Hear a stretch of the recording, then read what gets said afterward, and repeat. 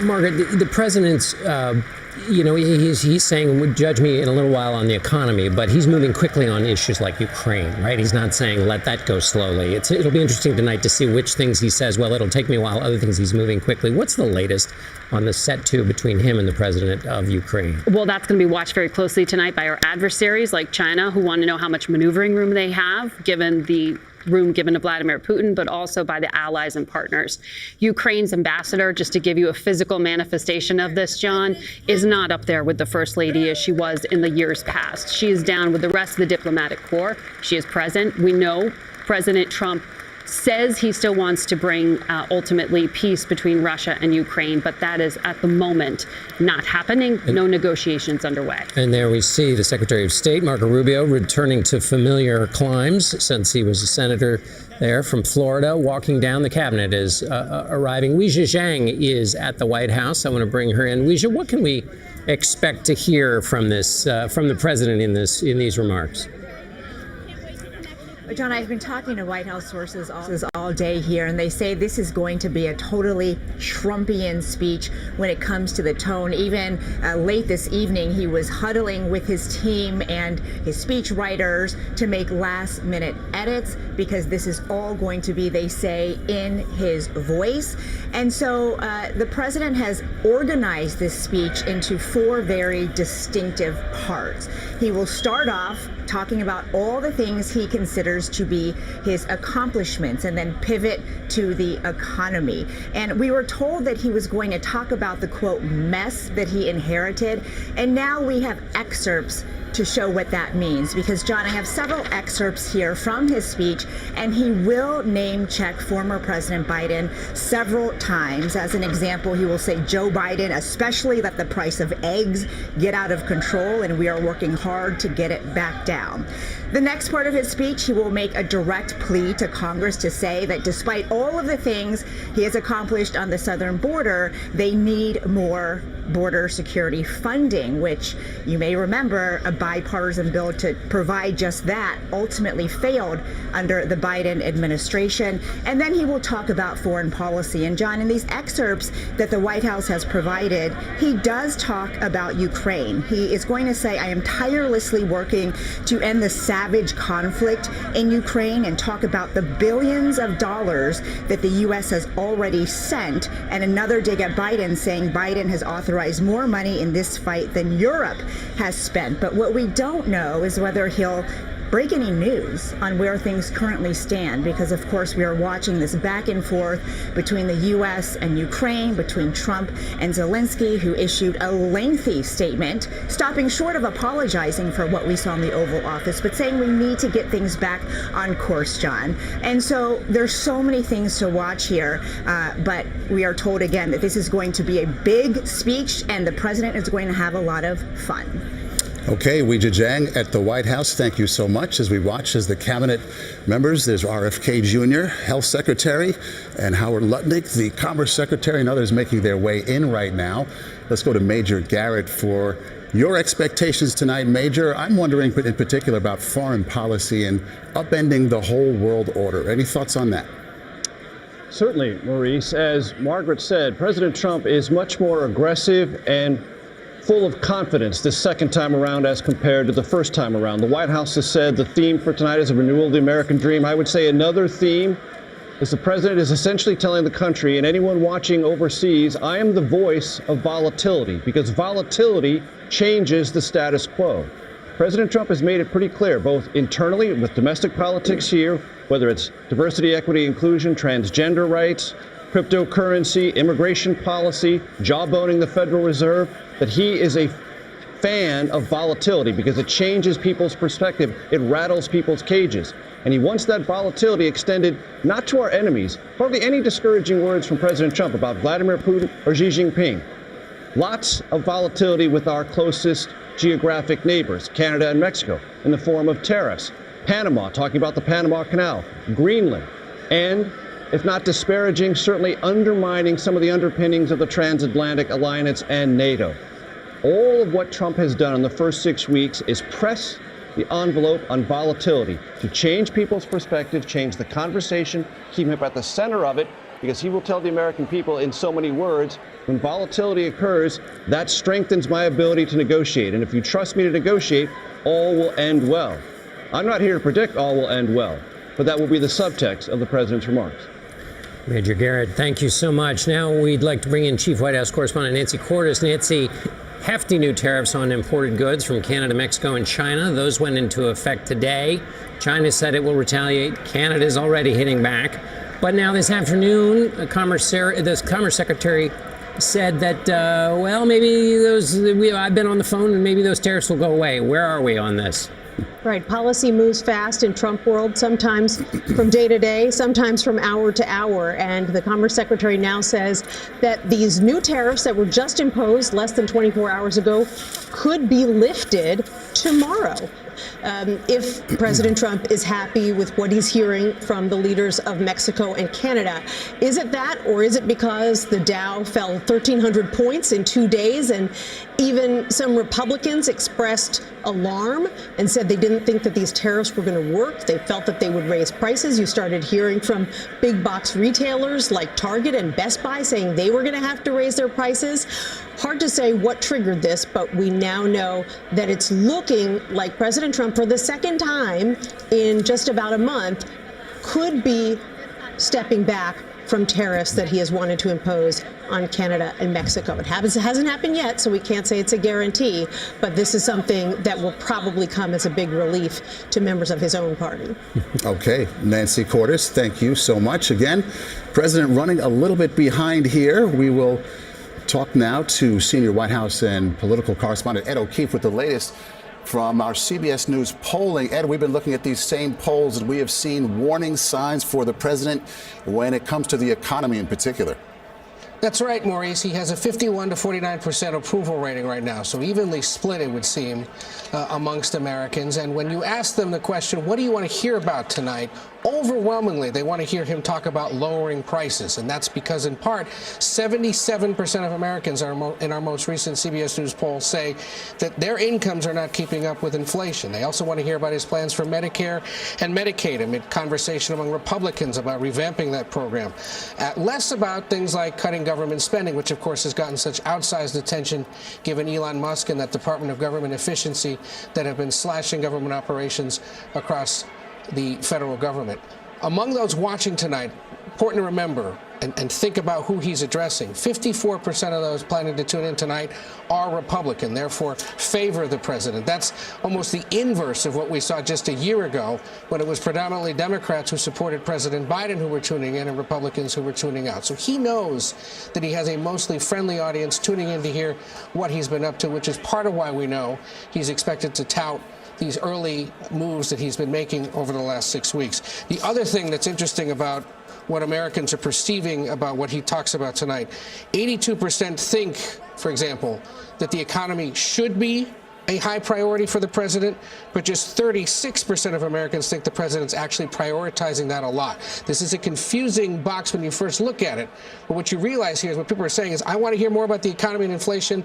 I don't hear the president talking enough about that, which is telling why the White House today was so insistent to all of us. He will talk about the economy. He will talk about tariffs. He will talk about inflation. They see our numbers. They see other numbers that suggest people are still very concerned about issues of dollars and cents. And of course, Ed O'Keefe, the peril for presidents taking an eye off the ball in the early part of their presidency when they were elected to fix the economy, Bill Clinton being one example, Barack Obama being the other. So there is some historical tough waters there for the presidents who ignore the economy. CBS News chief Washington analyst Bob Costa has been talking to his sources. Bob, what are your sources telling you? And picking up on Ed's point about this being a conversation with Republicans, not just Republican voters, but of course Republicans in the hall he'll be speaking to.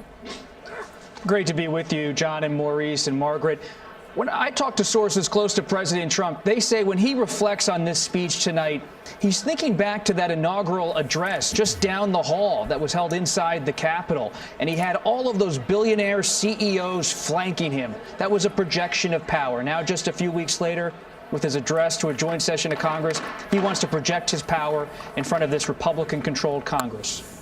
Bob, do you know if this is going to be a long speech? Mr. The president Speaker, has, the let's wait. President of the United States.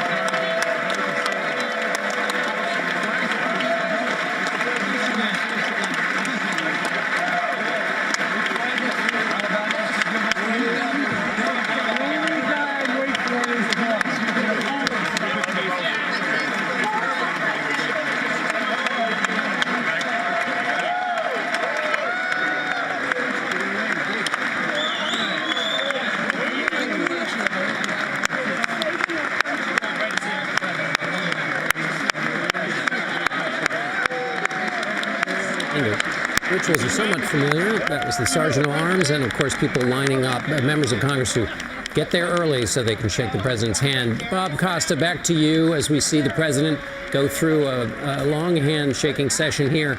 Back to your point about what your reporting was telling you. What we see here, based on people close to the president, is a commander-in-chief who's totally at ease with the power he has won with this second term. It was just a little under 10 years ago he came down that escalator in New York. Now he's coming down inside of the House chamber to the lectern, and he has the Senate and the House behind him. He has much of Wall Street behind him, as uncomfortable as they are with tariffs. He has Silicon Valley, epitomized by Elon Musk, behind him in many respects. The challenge for him, I'm told by those close to him, is just how far can President Trump push his power at this moment. He has overcome an assassination attempt. He was convicted of a crime last year in New York, faced civil, criminal charges, a federal investigation, now back in the White House. Can he really reframe the world, global politics and domestic politics, in his image? This speech tonight is not just a speech, I'm told. It's a statement about who he is and what kind of historic presidency he is trying to mount this time around. And Bob, when you frame it that way, what a journey it has been since coming down that escalator in Trump Tower. Let's go now to Scott McFarland. He is inside the chamber. Scott, give us a feeling for what that's like right now. You can see from my vantage point, Maurice, the Democrats largely are not standing. They're seated, they're not clapping, they're not moving as President Trump walks towards the dais. Some of them you'll see, Maurice and John, some of the House Democrats are wearing these very bright pink blazers, members of the Democratic Women's Caucus. They say that is a unified visual of protest against President Trump. There'll also be a few empty seats on the House Democratic side. Several members are sitting this out, saying they can't be in the same room with Donald Trump at this moment. This is his first time in this House chamber speaking to Congress since the January 6th riot by Trump supporters. I'll also note this. Up here in the top level with me, Elon Musk wearing a suit in the guest box. He's standing and clapping next to the FBI director, Kash Patel, and members of the Trump family. They're seated to the president's left when he gets up to the dais and begins speaking. We see the president there speaking to the combatant commanders. You saw him shaking hands with the Supreme Court justices. Worth noting tonight the amount of power that is in the Capitol all at once. We are told that the designated survivor tonight is VA Secretary, Veterans Affairs Secretary Doug Collins, who is in a secure location, according to our Olivia Rinaldi, because certainly this is a focus of those who wish us ill will. And just as they go through another round of applause, Caitlin Huey-Burns is up on the hill. Caitlin, what are Democrats doing in preparation for tonight? Well, after this election, Democrats have been trying to figure their way out of the wilderness, and they've been hearing an earful from their constituents back home who want them to do more, do what they can to oppose the president. Remember, they are in the minority and are limited legislatively in what they can do, but the House Minority Leader Hakeem Jeffries urged Democrats to show up today to show their strength in opposition to the president. Remember, it just takes 3 Republicans to defect in order for Democrats to blow everything up here. The majority that Republicans have is indeed fragile. Democrats are trying to hold it together in opposition to this president, and we'll see how they do it tonight. Okay, so the speaker is supposed to introduce the president. See if that happens as he basks in the moment. Thank you.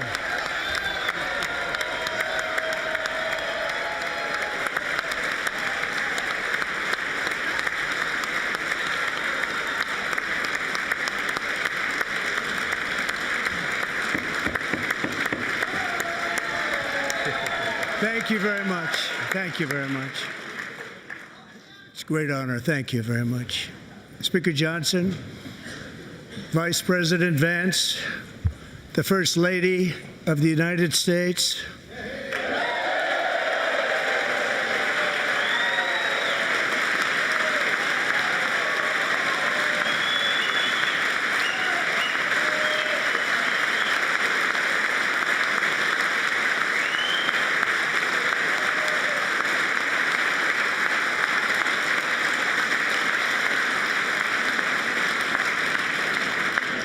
members of the United States Congress, thank you very much.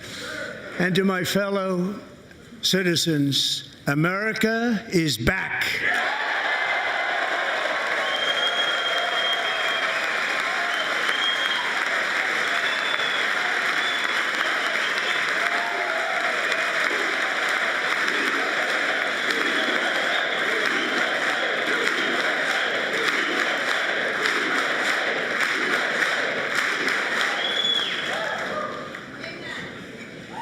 6 weeks ago, I stood beneath the dome of this Capitol and proclaimed the dawn of the golden age of America.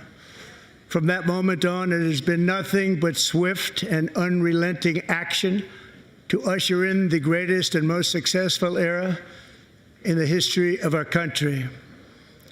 We have accomplished more in 43 days than most administrations accomplished in 4 years or 8 years, and we are just getting started.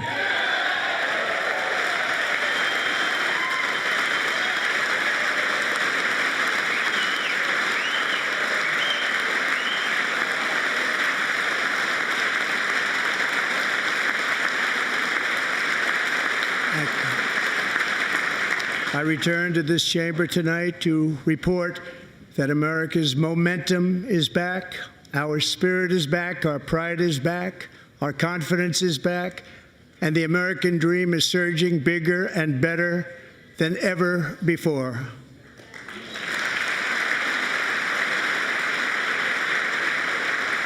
The American dream is unstoppable, and our country is on the verge of a comeback, the likes of which the world has never witnessed and perhaps will never witness again. There's never been anything like it. The presidential election of November 5th was a mandate like has not been seen in many decades. We won all 7 swing states, giving us an electoral college victory of 312 votes.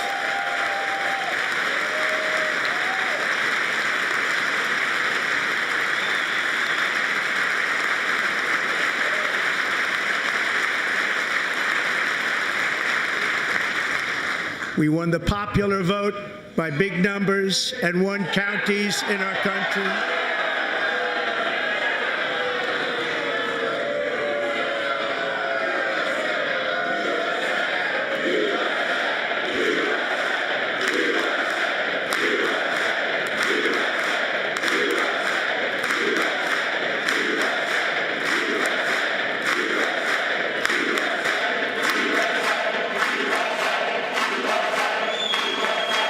And won counties in our country, 2,700 to 525, on a map that reads almost completely red for Republican.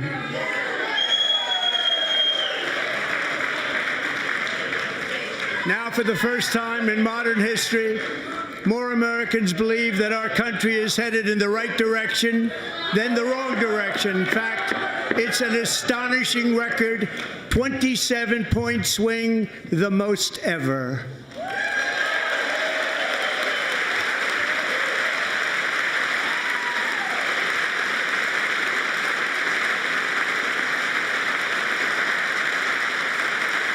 Likewise, small business optimism saw its single largest one-month gain ever recorded, a 41-point jump.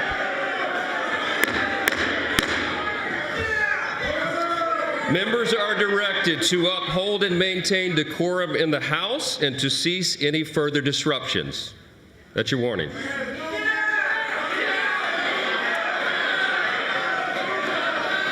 Members are engaging in willful and continuing breach of decorum, and the chair is prepared to direct the Sergeant-at-Arms to restore order to the joint session.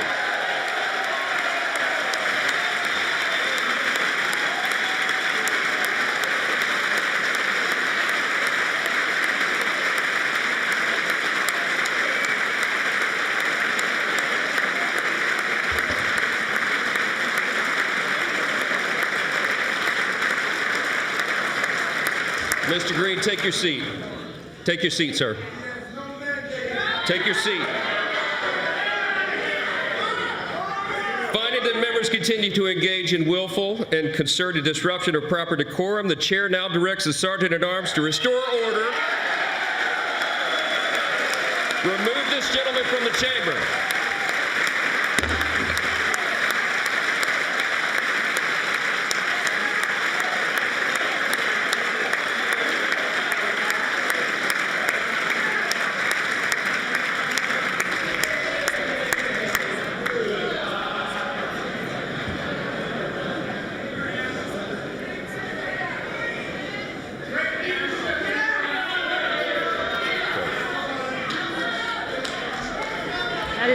That is Congressman Green of Texas, 77 years old. He is being escorted out of the chamber at the order of the Speaker of the House because he was not maintaining decorum during the president's speech. Over the past 6 weeks, I have signed nearly 100 executive orders and taken more than 400 executive actions, a record to restore common sense, safety, optimism, and wealth all across our wonderful land. The people elected me to do the job, and I'm doing it.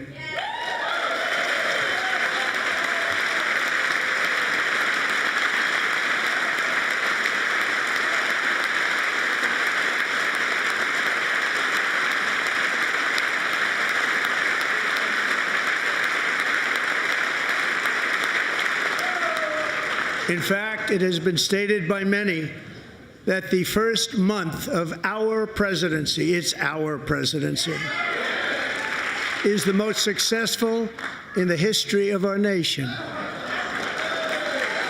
By many.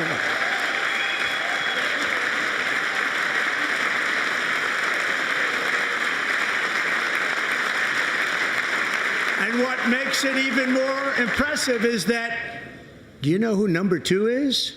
George Washington. How about that? How about that? I don't know about that list, but we'll take it.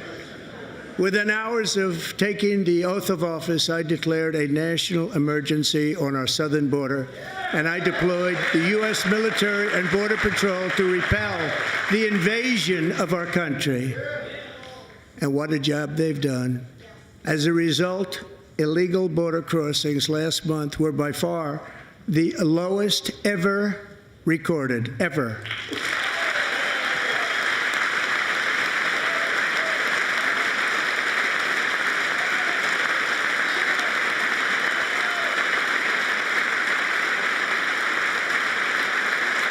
They heard my words and they chose not to come. Much easier that way.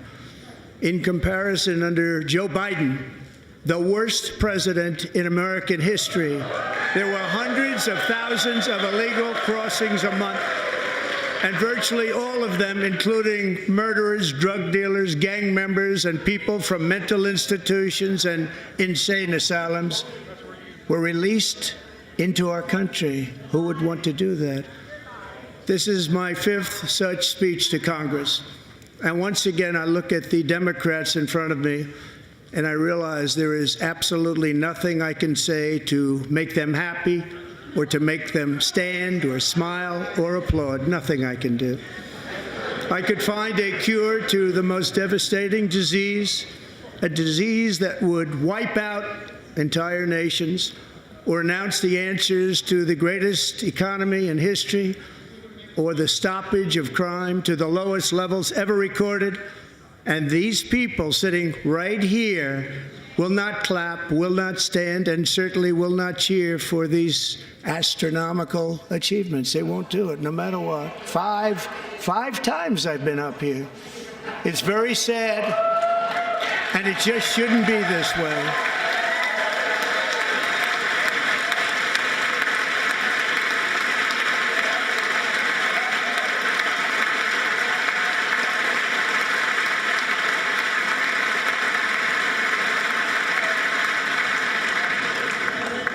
So Democrats sitting before me, for just this one night, why not join us in celebrating so many incredible wins for America?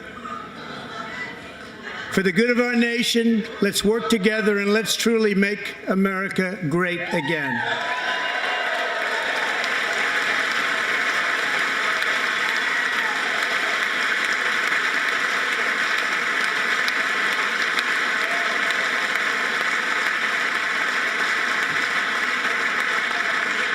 Every day, my administration is fighting to deliver the change America needs to bring a future that America deserves, and we're doing it. This is a time for big dreams and bold action. Upon taking office, I imposed an immediate freeze on all federal hiring, a freeze on all new federal regulations, and a freeze on all foreign aid.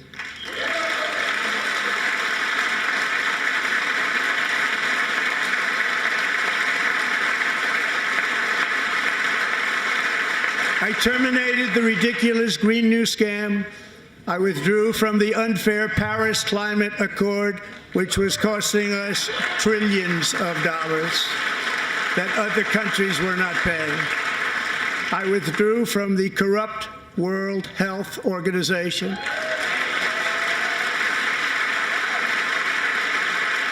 And I also withdrew from the anti-American UN Human Rights Council.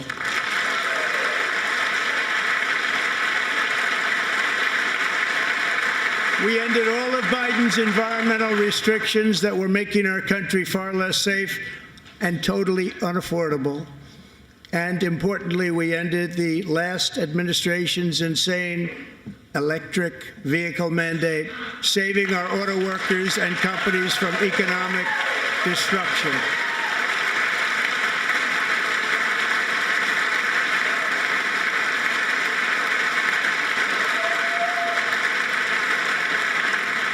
To unshackle our economy, I have directed that for every one new regulation, 10 old regulations must be eliminated, just like I did in my very successful first term.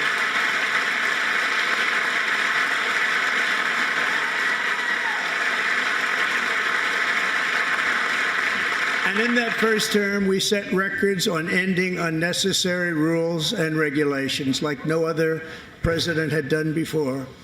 We ordered all federal workers to return to the office. They will either show up for work in person or be removed from their job.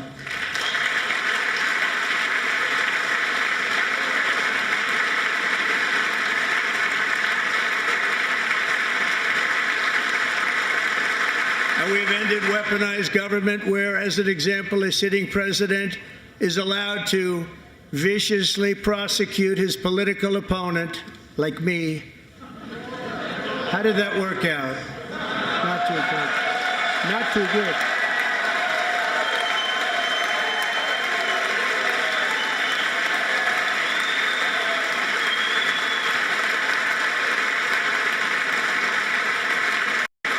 And I have stopped all government censorship and brought back free speech in America. It's back.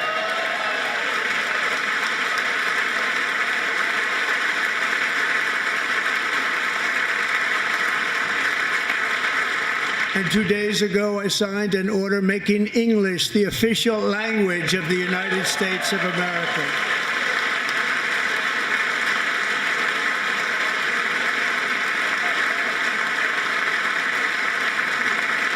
I renamed the Gulf of Mexico the Gulf of America.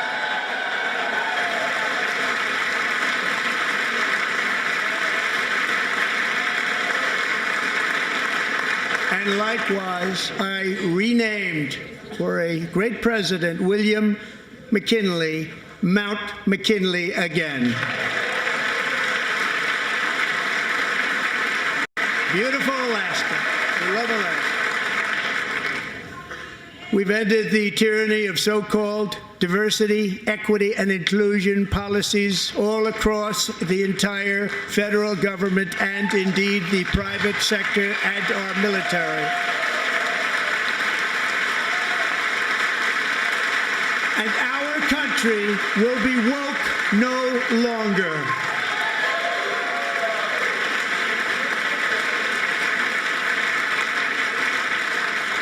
We believe that whether you are a doctor, an accountant, a lawyer, or an air traffic controller, you should be hired and promoted based on skill and competence, not race or gender. Very important.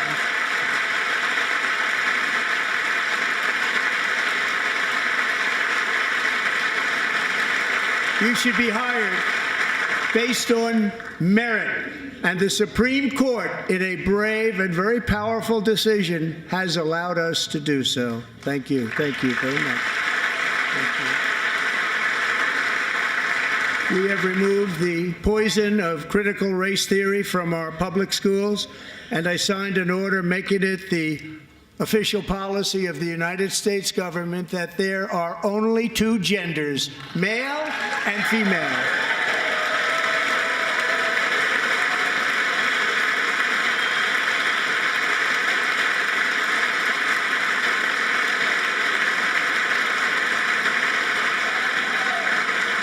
I also signed an executive order to ban men from playing in women's sports.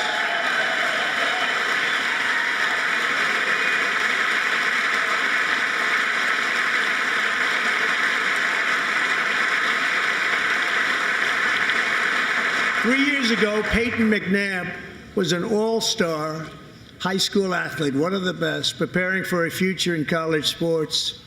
But when her girls' volleyball match was invaded by a male, he smashed the ball so hard in Peyton's face, causing traumatic brain injury, partially paralyzing her right side and ending her athletic career. It was a shot like she's never seen before. She's never seen anything like it.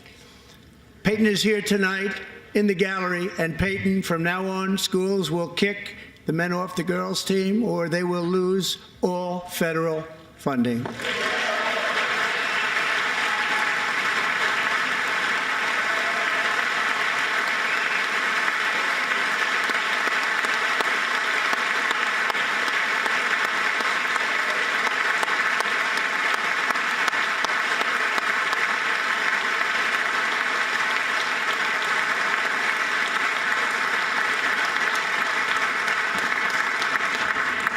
And if you really want to see numbers, just take a look at what happened in the women's boxing, weightlifting, track and field, swimming, or cycling, where a male recently finished a long-distance race 5 hours and 14 minutes ahead of a woman for a new record by 5 hours.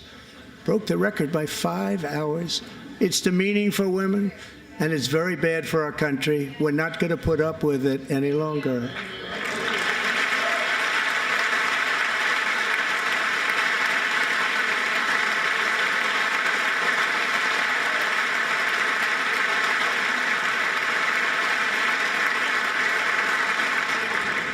What I have just described is only a small fraction of the common sense revolution that is now, because of us, sweeping the entire world.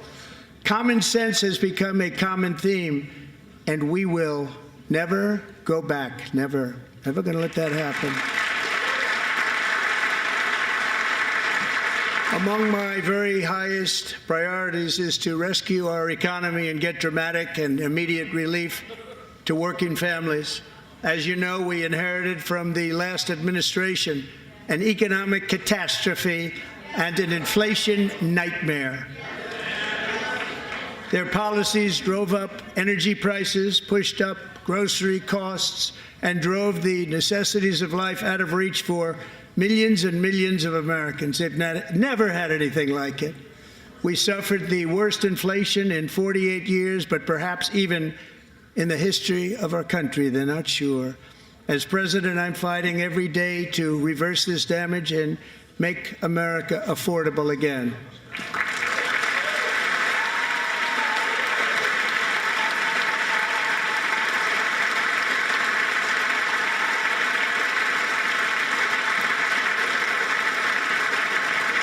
Joe Biden especially let the price of eggs get out of control. The egg price is out of control, and we're working hard to get it back down, Secretary. Do a good job on that. You inherited a total mess from the previous administration. Do a good job.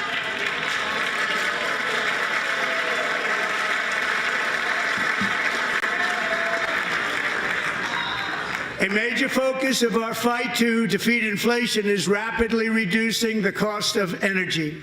The previous administration cut the number of new oil and gas leases by 95%, slowed pipeline construction to a halt, and closed more than 100 power plants. We are opening up many of those power plants right now.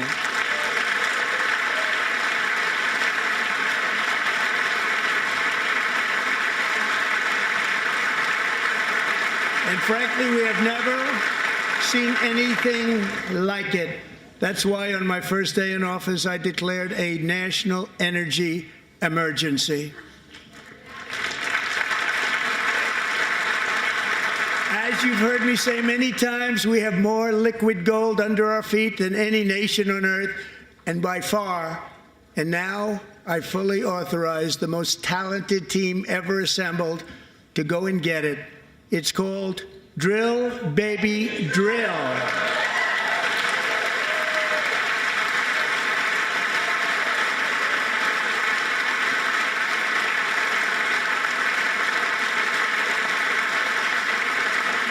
My administration is also working on a gigantic natural gas pipeline in Alaska, among the largest in the world, where Japan, South Korea, and other nations want to be our partner with investments of trillions of dollars each. There's never been anything like that one. It will be truly spectacular. It's all set to go. The permitting is gotten. And later this week, I will also take historic action to dramatically expand production of critical minerals and rare earths here in the USA.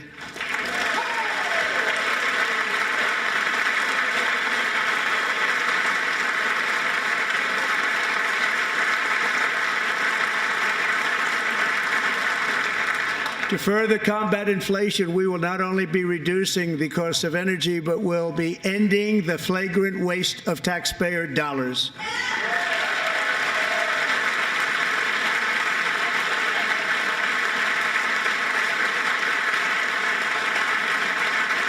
And to that end, I have created the brand new Department of Government Efficiency, DOGE. Perhaps you've heard of it. Perhaps.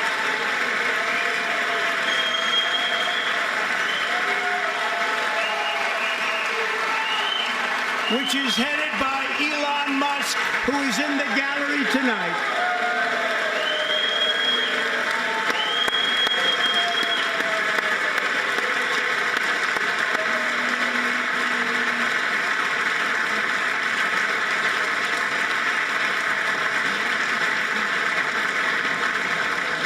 Thank you, Elon. He's working very hard. He didn't need this.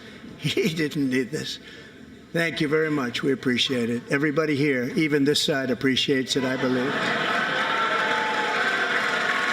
They just don't want to admit that. Just listen to some of the appalling waste we have already identified.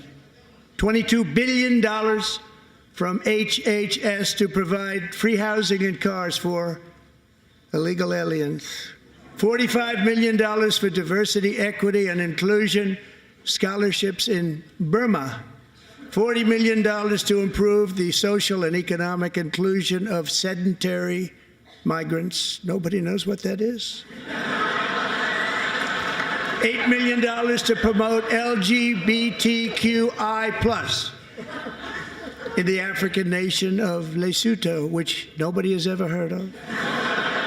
$60 million for indigenous peoples and Afro-Colombian empowerment in Central America, $60 million. $8 million for making mice transgender.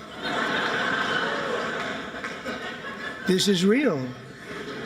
$32 million for a left-wing propaganda operation in Moldova. $10 million for male circumcision in Mozambique. $20 million for the Arab Sesame Street in the Middle East. It's a program, $20 million for a program. $1.9 billion to recently created Decarbonization of Homes Committee, headed up, and we know she's involved. Just at the last moment, the money was passed over by a woman named Stacey Abrams. Have you ever heard of her? A $3.5 million consulting contract for lavish fish monitoring. $1.5 million for voter confidence in Liberia. $14 million for social cohesion in Mali. $59 million for illegal alien hotel rooms in New York City. He's a real estate developer. He's done very well. $250,000 to increase vegan local climate action innovation in Zambia. $42 million for social and behavior change in Uganda. $14 million for improving public procurement in Serbia. $47 million for improving learning outcomes in Asia. Asia's doing very well with learning. We know what we're doing. Should use it ourselves. Now, $101 million for DEI contracts at the Department of Education, the most ever paid, nothing even like it. Under the Trump administration, all of these scams, and they're far worse, but I didn't think it was appropriate to talk about them. They're so bad. Many more have been found out and exposed and swiftly terminated by a group of very intelligent, mostly young people, headed up by Elon, and we appreciate it. We found hundreds of billions of dollars of fraud.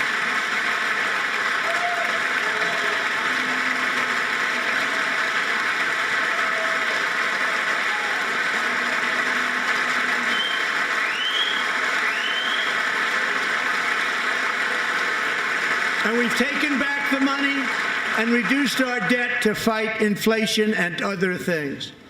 Taking back a lot of that money. We got it just in time. This is just the beginning. The Government Accountability Office, a federal government office, has estimated annual fraud of over $500 billion in our nation, and we are working very hard to stop it. We're going to. We're also identifying shocking levels of incompetence and probable fraud in the Social Security program for our seniors, and that our seniors and people that we love rely on. Believe it or not, government databases list 4.7 million Social Security members from people aged 100 to 109 years old. It lists 3.6 million people from ages 110 to 119. I don't know any of them. I know some people that are rather elderly, but not quite that elderly. 3.47 million people from ages 120 to 129. 3.9 million people from ages 130 to 139. 3.5 million people from ages 140 to 149. And money is being paid to many of them, and we're searching right now. In fact, Pam, good luck. Good luck. You're going to find it. But a lot of money is paid out to people because it just keeps getting paid, and nobody does, and it really hurts Social Security and hurts our country. 1.3 million people from ages 150 to 159, and over 130,000 people, according to the Social Security databases, are age over 160 years old. We have a healthier country than I thought, Bobby.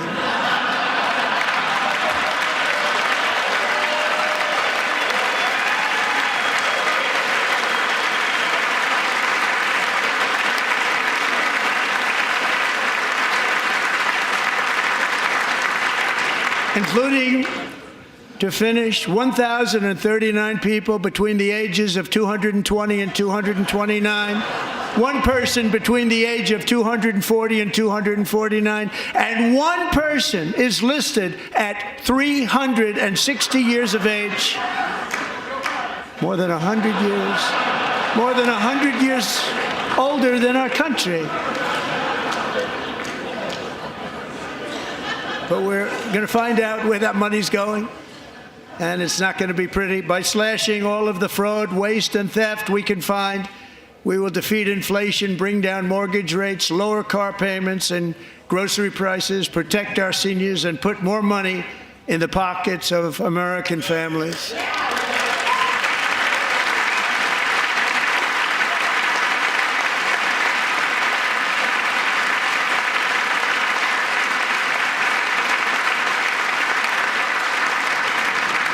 And today, interest rates took a beautiful drop, big, beautiful drop. It's about time. And in the near future, I want to do what has not been done in 24 years, balance the federal budget. We're going to balance it.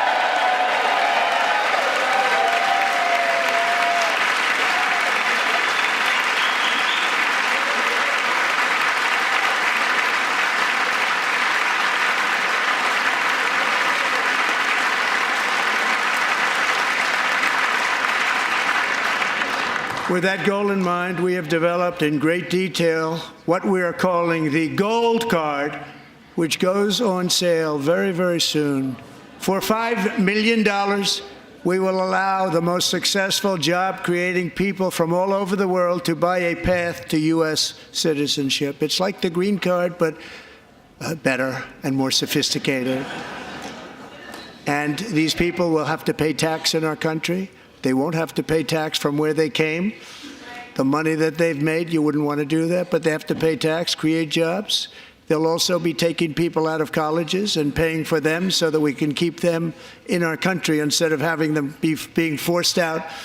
Number one, at the top school, as an example, being forced out and not being allowed to stay and create tremendous numbers of jobs and great success for a company out there. So while we take out the criminals, killers, traffickers, and child predators who are allowed to enter our country under the open border policy of these people, the Democrats, the Biden administration, the open border insane policies that you've allowed to destroy our country, we will now bring in brilliant, hardworking, job-creating people. They're going to pay a lot of money, and we're going to reduce our debt with that money.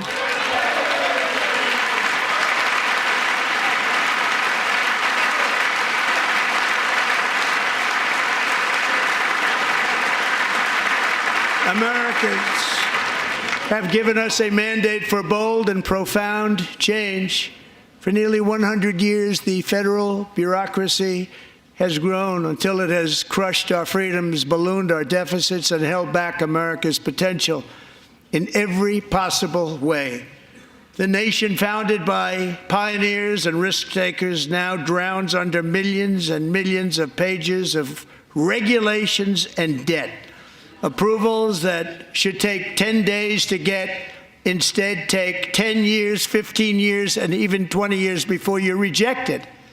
Meanwhile, we have hundreds of thousands of federal workers who have not been showing up to work. My administration will reclaim power from this unaccountable bureaucracy, and we will restore true democracy to America again.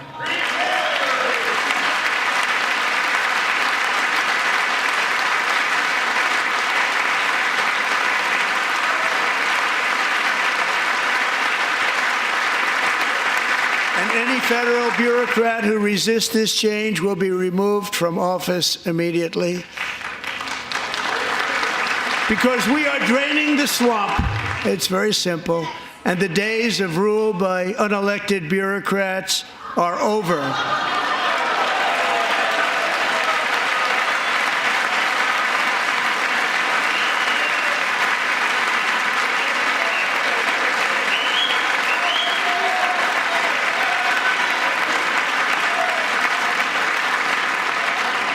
And the next phase of our plan to deliver the greatest economy in history is for this Congress to pass tax cuts for everybody. They're in there. They're waiting for you to vote. And I'm sure that the people on my right, I don't mean the Republican right, but my right here, I'm sure you're going to vote for those tax cuts, because otherwise I don't believe the people will ever vote you into office. So I'm doing you a big favor by telling you that. But I know this group is going to be voting for the tax.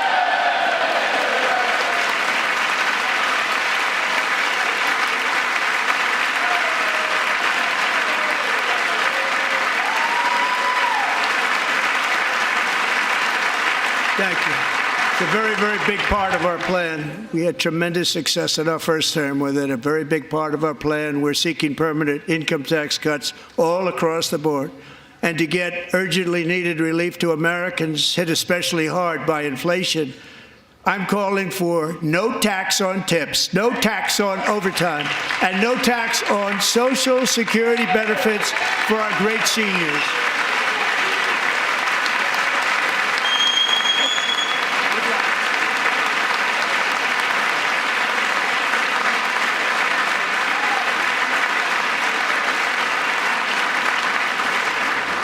And I also want to make interest payments on car loans tax deductible, but only if the car is made in America.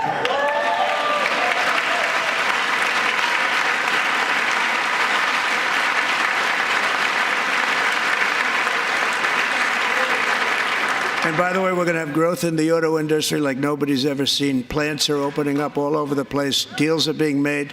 Never seen. That's a combination of the election win and tariffs. It's a beautiful word, isn't it?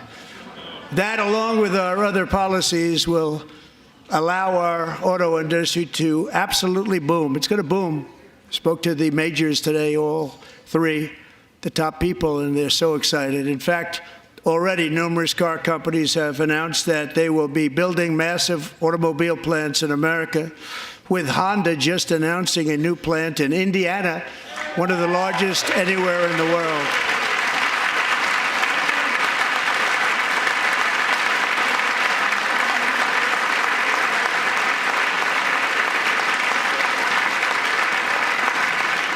And this has taken place since our great victory on November 5th, a date which will hopefully go down as one of the most important in the history of our country.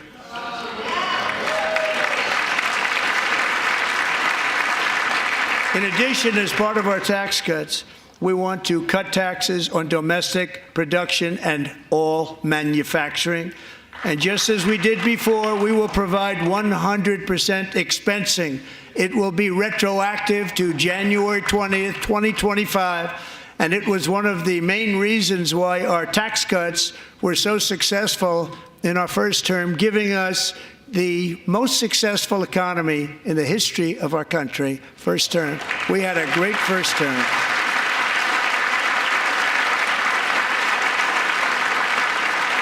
If you don't make your product in America, however, under the Trump administration, you will pay a tariff, and in some cases, a rather large one.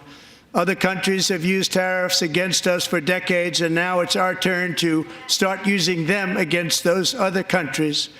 On average, the European Union, China, Brazil, India, Mexico, and Canada, have you heard of them? And countless other nations charge us tremendously higher tariffs than we charge them. It's very unfair. India charges us auto tariffs higher than 100%. China's average tariff on our products is twice what we charge them. And South Korea's average tariff is 4 times higher. Think of that, 4 times higher. And we give so much help militarily and in so many other ways to South Korea. But that's what happens. This is happening by friend and foe. This system is not fair to the United States and never was. And so on April 2nd, I wanted to make it April 1st, but I didn't want to be accused of April Fool's Day. That's not, just one day was cost us a lot of money. But we're going to do it in April. I'm a very superstitious person. April 2nd, reciprocal tariffs kick in. And whatever they tariff us, other countries, we will tariff them. That's reciprocal, back and forth. Whatever they tax us. We will tax them. If they do non-monetary tariffs to keep us out of their market, then we will do non-monetary barriers to keep them out of our market. There's a lot of that, too. They don't even allow us in their market.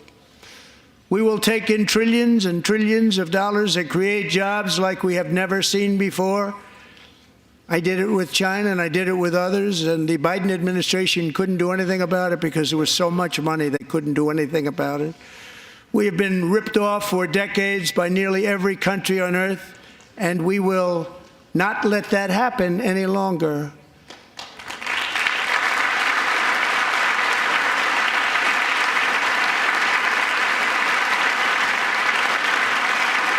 Much has been said over the last 3 months about Mexico and Canada, but we have very large deficits with both of them. But even more importantly, they've allowed fentanyl to come into our country at levels never seen before, killing hundreds of thousands of our citizens and many very young, beautiful people, destroying families.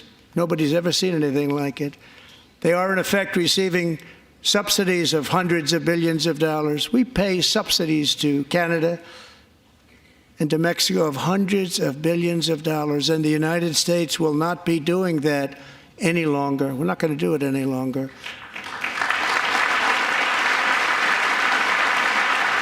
Thanks to our America First policies we're putting into place, we have had $1.7 trillion of new investment in America in just the past few weeks. The combination of the election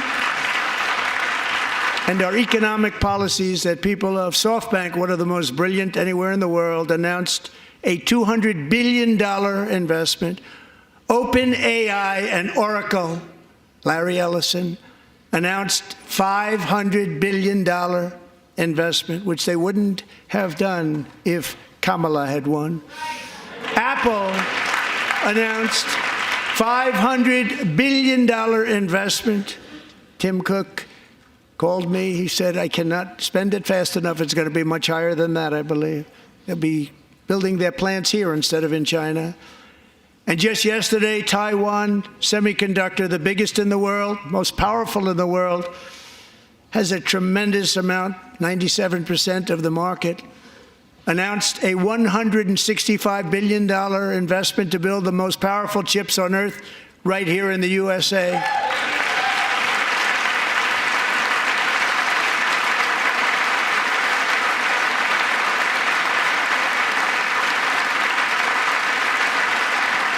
And we're not giving them any money. Your CHIPS Act is a horrible, horrible thing. We give hundreds of billions of dollars, and it doesn't mean a thing. They take our money and they don't spend it.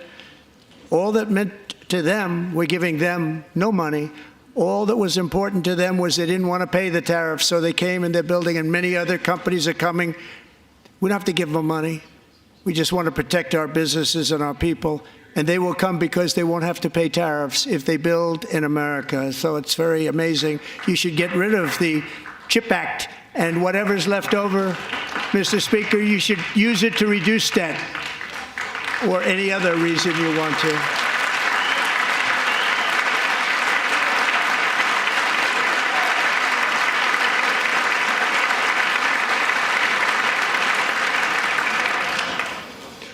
Our new trade policy will also be great for the American farmer. I love the farmer. Who will now be selling into our home market, the USA, because nobody is going to be able to compete with you. Because those goods that come in from other countries and companies, they're really in a bad position in so many different ways. They're uninspected. They may be very dirty and disgusting, and they come in and they pour in, and they hurt our American farmers. The tariffs will go on agricultural product coming into America, and our farmers, starting on April 2nd, it may be a little bit of an adjustment period. We had that before when I made the deal with China, $50 billion of purchases, and I said, just bear with me, and they did. They did. Probably have to bear with me again, and this will be even better. That was great.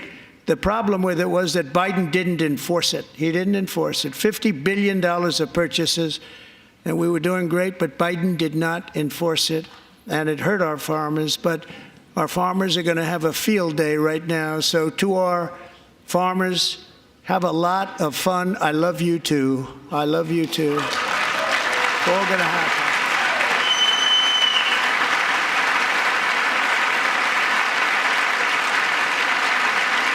And I have also imposed a 25% tariff on foreign aluminum, copper, lumber, and steel, because if we don't have, as an example, steel and lots of other things, we don't have a military, and frankly, we just won't have a country very long. Here today is a proud American steelworker, fantastic person from Decatur, Alabama, Jeff Denard. Has been working at the same steel plant for 27 years in a job that has allowed him to serve as the captain of his local volunteer fire department, raised 7 children with his beautiful wife, Nicole, and over the years provide a loving home for more than 40 foster children. So great, Jeff.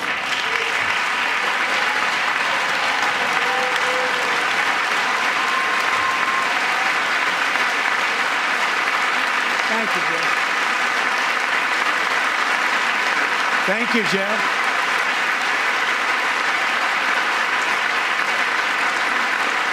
Stories like Jeff's remind us that tariffs are not just about protecting American jobs.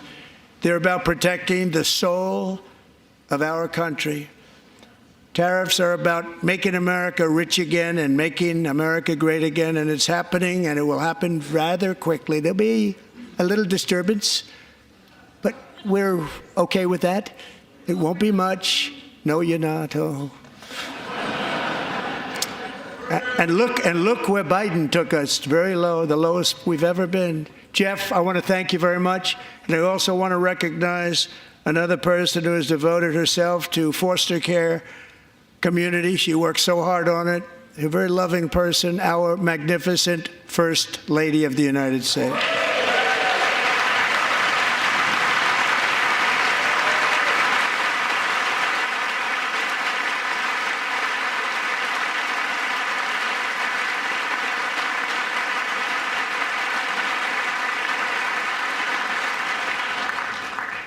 Melania's work has yielded incredible results, helping prepare our nation's future leaders as they enter the workforce. Our First Lady is joined by 2 impressive young women, very impressive. Haley Ferguson, who benefited from the First Lady's Fostering the Future initiative and is poised to complete her education and become a teacher. And Elliston Berry, who became a victim of an illicit deepfake image produced by a peer. With Elliston's help, the Senate just passed the Take It Down Act, and this is so important. Thank you very much, John. John Thune, thank you. Stand up, John. Thank you, John.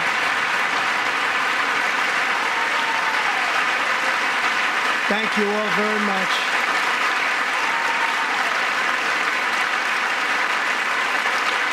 Thank you. And thank you to John Thune and the Senate. Great job. To criminalize the publication of such images online is a terrible, terrible thing. And once it passes the House, I look forward to signing that bill into law. Thank you. And I'm going to use that bill for myself, too, if you don't mind. Because nobody gets treated worse than I do online. Nobody. That's great. Thank you very much to the Senate. Thank you. But if we truly care about protecting Americans' children, no step is more crucial than securing America's borders. Over the past 4 years, 21 million people poured into the United States. Many of them were murderers, human traffickers, gang members, and other criminals from the streets of dangerous cities all throughout the world. Because of Joe Biden's insane and very dangerous open border policies, they are now strongly embedded in our country, but we are getting them out and getting them out fast.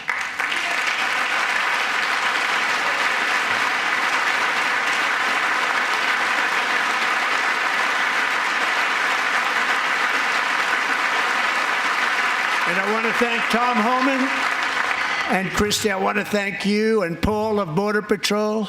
I want to thank you. What a job they've all done. Everybody, Border Patrol, ICE, law enforcement in general is incredible. We have to take care of our law enforcement. Have to.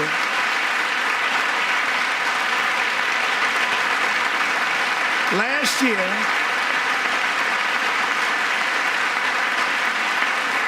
a brilliant 22-year-old nursing student named Laken Riley, the best in her class, admired by everybody, went out for a jog on the campus of the University of Georgia. That morning, Laken was viciously attacked, assaulted, beaten, brutalized, and horrifically murdered. Laken was stolen from us by a savage illegal alien gang member who was arrested while trespassing across Biden's open southern border and then set loose into the United States under the heartless policies of that failed administration. It was indeed a failed administration. He had then been arrested and released in a Democrat-run sanctuary city, a disaster, before ending the life of this beautiful young angel. With us this evening are Laken's beloved mother, Allison, and her sister, Lauren.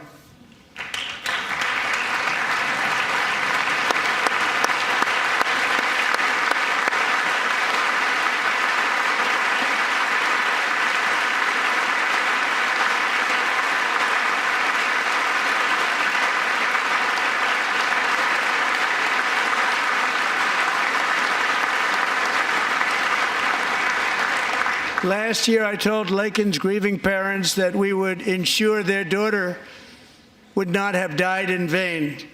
That's why the very first bill I signed into law as your 47th president mandates the detention of all dangerous criminal aliens who threaten public safety. It's a very strong, powerful act.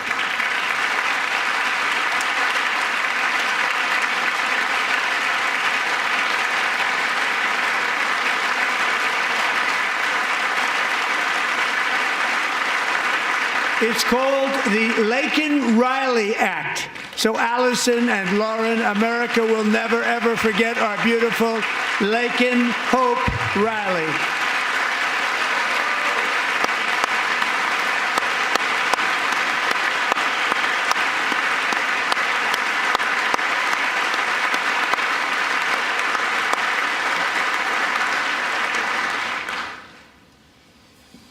Thank you very much.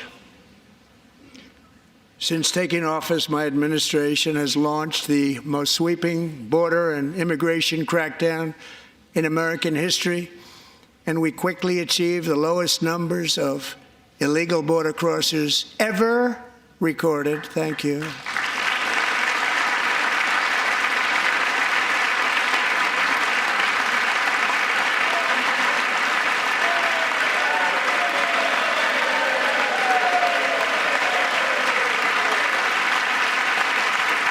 The media and our friends in the Democrat Party kept saying we needed new legislation, we must have legislation to secure the border. But it turned out that all we really needed was a new president.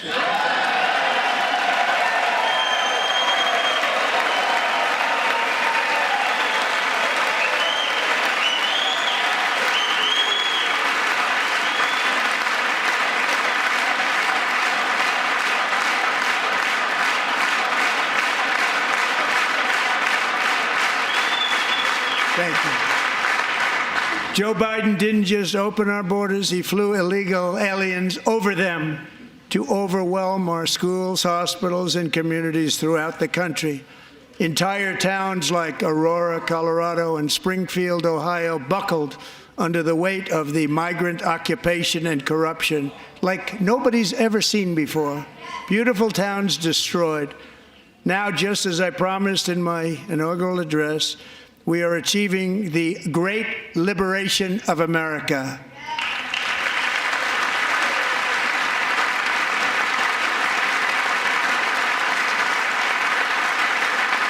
But there still is much work to be done. Here tonight is a woman I have gotten to know Alexis Nungari from Houston. Wonderful woman. Last June, Alexis's 12-year-old daughter, her precious Jocelyn, walked to a nearby convenience store. She was kidnapped, tied up, assaulted for 2 hours under a bridge, and horrifically murdered. Arrested and charged with this heinous crime are 2 illegal alien monsters from Venezuela, released into America by the last administration through their ridiculous open border.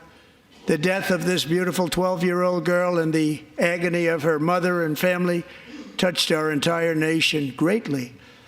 Alexis, I promised that we would always remember your daughter, your magnificent daughter, and earlier tonight I signed an order keeping my word to you. One thing I have learned about Jocelyn is that she loved animals so much. She loved nature. Across Galveston Bay, from where Jocelyn lived in Houston, you will find a magnificent national wildlife refuge, a pristine, peaceful, 34,000-acre sanctuary for all of God's creatures on the edge of the Gulf of America.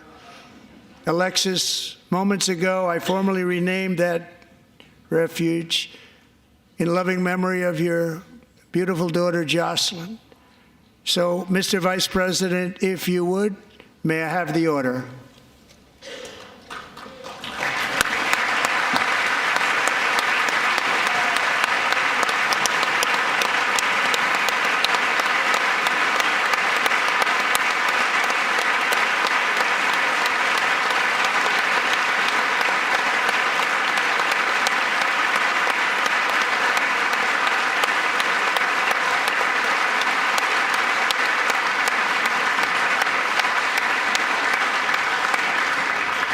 Thank you very much.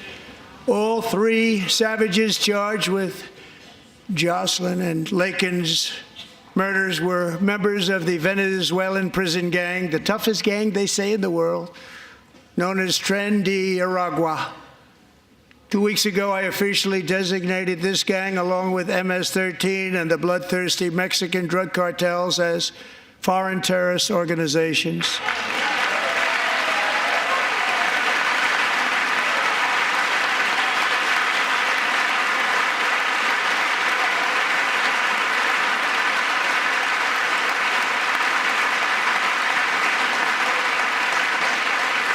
They are now officially in the same category as ISIS, and that's not good for them. Countless thousands of these terrorists were welcomed into the U.S. by the Biden administration. But now every last one will be rounded up and forcibly removed from our country, or, if they're too dangerous, put in jails, standing trial in this country, because we don't want them to come back ever. With us this evening is a warrior on the front lines of that battle, Border Patrol Agent Roberto Ortiz. Great guy.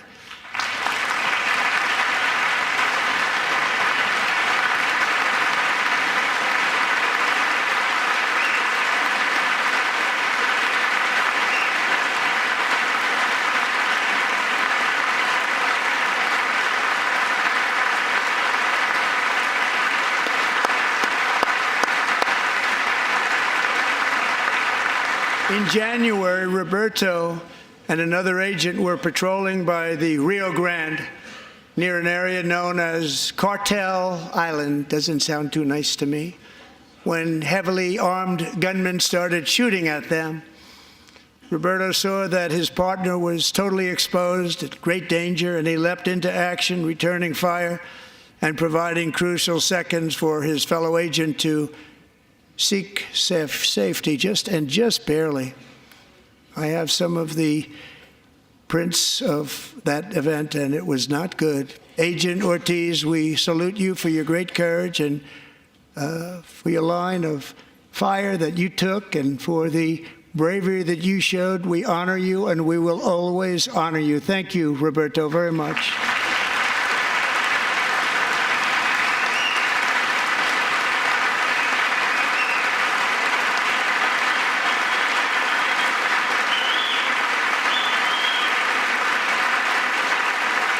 Thank you, Roberta. And I actually got to know him on my many calls to the border. He's a great gentleman. The territory to the immediate south of our border is now dominated entirely by criminal cartels that murder, rape, torture, and exercise total control. They have total control over a whole nation, posing a grave threat to our national security. The cartels are waging war on America, and it's time for America to wage war on the cartels, which we are doing.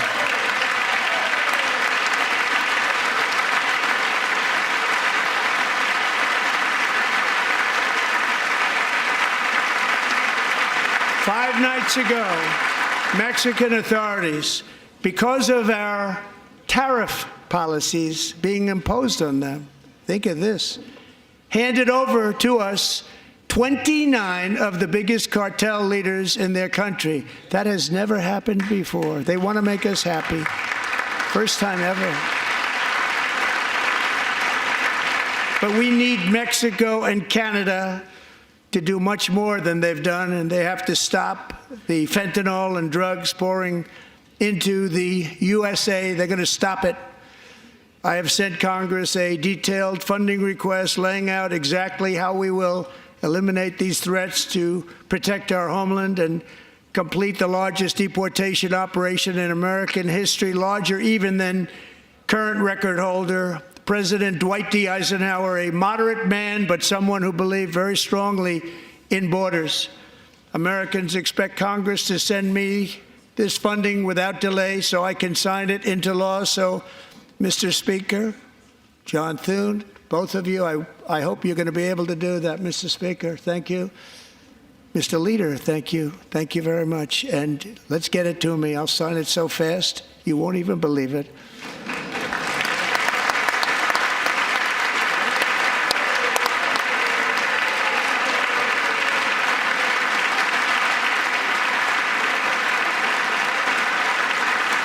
And as we reclaim our sovereignty, we must also bring back law and order to our cities and towns.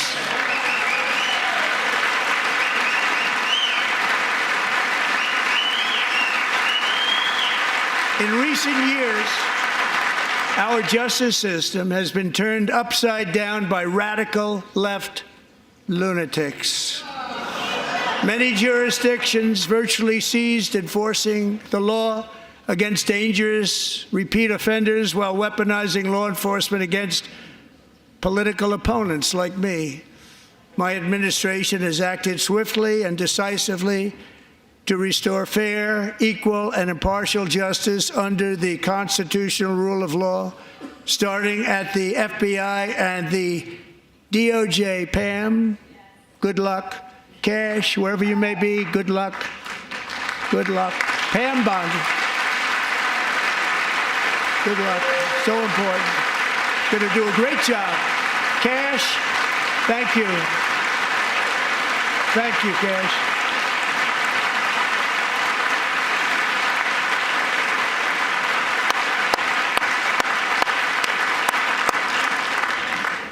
They've already started very strong. They're going to do a fantastic job. You're going to be very proud of them. We're also once again giving our police officers the support, protection, and respect they so dearly deserve. They have to get it. They have such a hard, dangerous job, but we're going to make it less dangerous. The problem is the bad guys don't respect the law, but they're starting to respect it, and they soon will respect it. This also includes our great fire departments throughout the country. Our firemen and women are unbelievable people, and we'll never forget them. And besides that, they voted for me in record numbers, so I have no choice.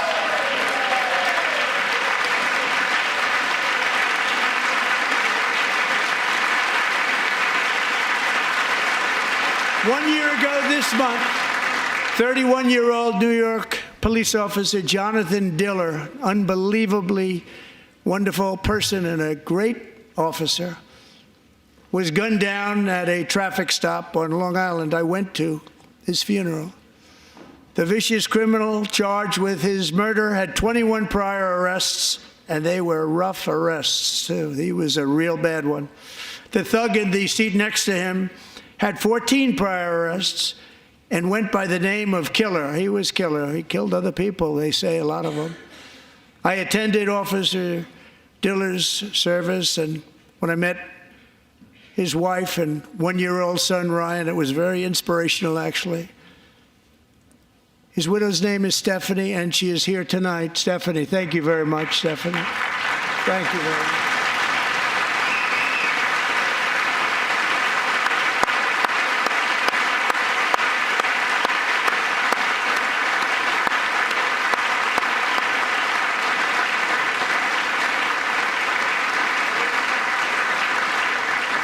Stephanie, we're going to make sure that Ryan knows his dad was a true hero, New York's finest, and we're going to get these cold-blooded killers and repeat offenders off our streets, and we're going to do it fast. Got to stop it. They get out with 28 arrests. They push people into subway trains. They hit people over the head, back of the head with baseball bats. We got to get them out of here. I've already signed an executive order requiring a mandatory death penalty for anyone who murders a police officer, and tonight I'm asking Congress to pass that policy into permanent law.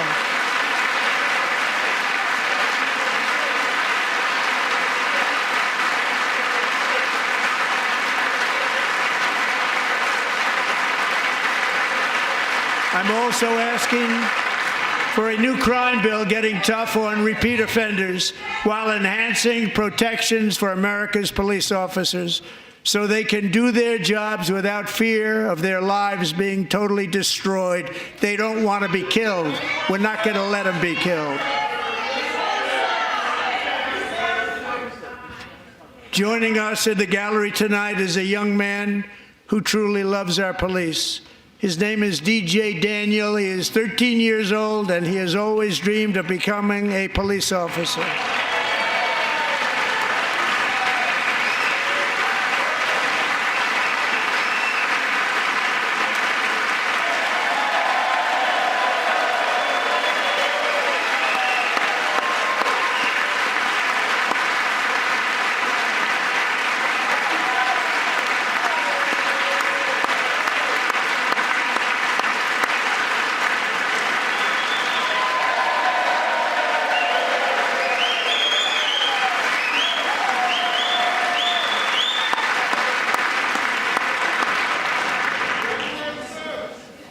But in 2018, DJ was diagnosed with brain cancer.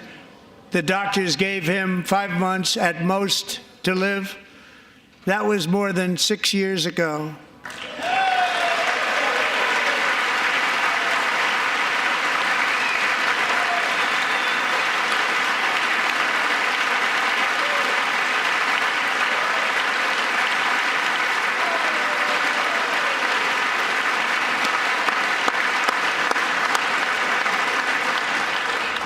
Since that time, DJ and his dad have been on a quest to make his dream come true, and DJ has been sworn in as an honorary law enforcement officer, actually a number of times. The police love him, the police departments love him.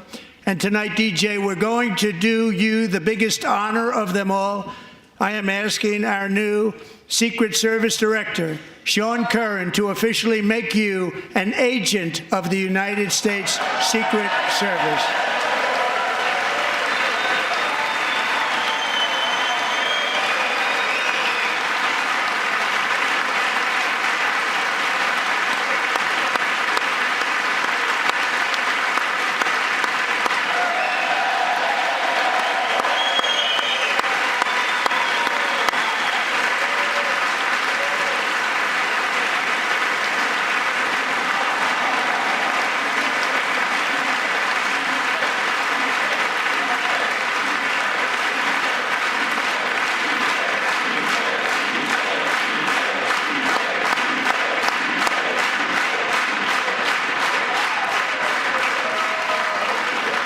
DJ.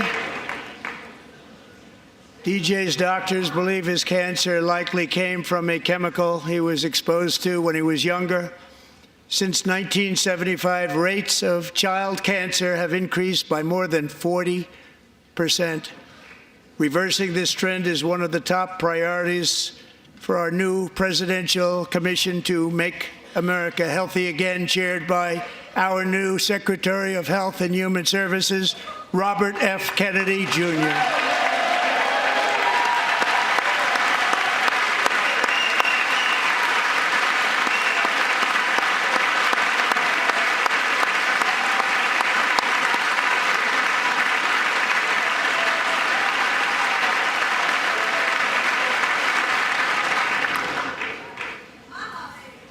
With the name Kennedy, you would have thought everybody over here would have been cheering. How quickly they forget. Our goal is to get toxins out of our environment, poisons out of our food supply, and keep our children healthy and strong. As an example, not long ago, and you can't even believe these numbers, 1 in 10,000 children had autism, 1 in 10,000. And now it's 1 in 36. There's something wrong. 1 in 36. Think of that. So we're going to find out what it is, and there's nobody better than Bobby and all of the people that are working with you. You have the best to figure out what is going on. Okay, Bobby? Good luck. It's a very important job. Thank you.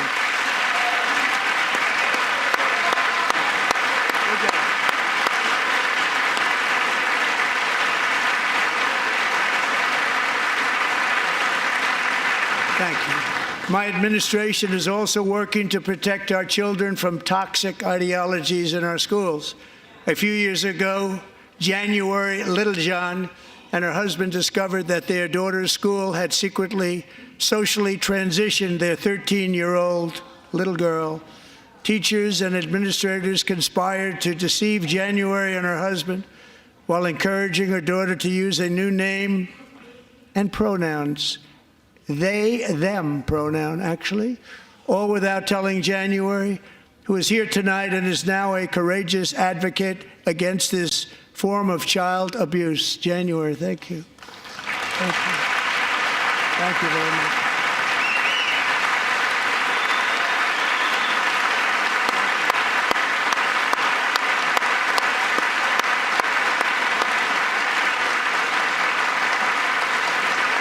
Thank you. Stories like this are why, shortly after taking office, I signed an executive order banning public schools from indoctrinating our children with transgender ideology.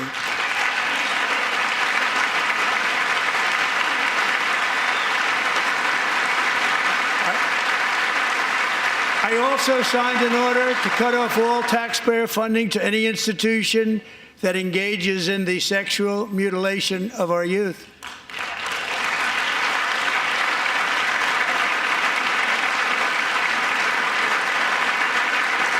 And now I want Congress to pass a bill permanently banning and criminalizing sex changes on children and forever ending the lie that any child is trapped in the wrong body. This is a big lie.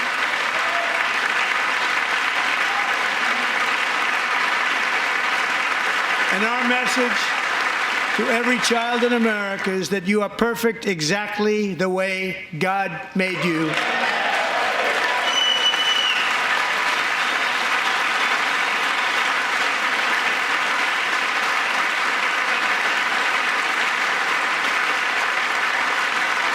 Because we're getting wokeness out of our schools and out of our military, and it's already out, and it's out of our society. We don't want it.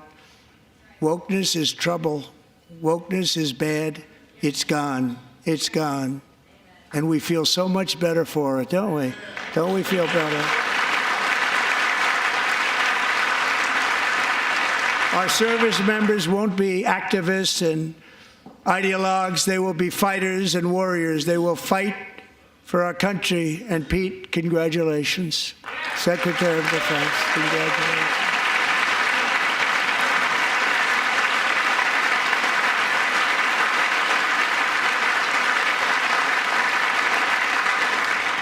And he's not big into the woke movement, I can tell you. I know him well. I am pleased to report that in January, the U.S. Army had its single best recruiting month in 15 years, and that all armed services are having among the best recruiting results ever in the history of our services. What a difference.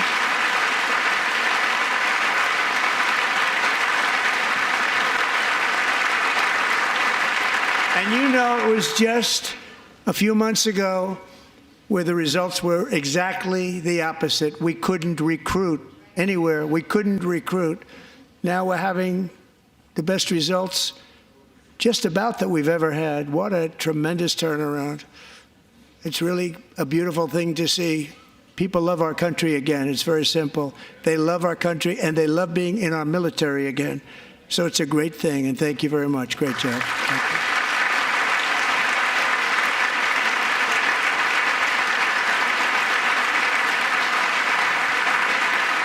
We're joined tonight by a young man, Jason Hartley, who knows the weight of that call of duty. Jason's father, grandfather, and great-grandfather all wore the uniform. Jason tragically lost his dad, who was also a Los Angeles County Sheriff's deputy when he was just a boy, and now he wants to carry on the family legacy of service.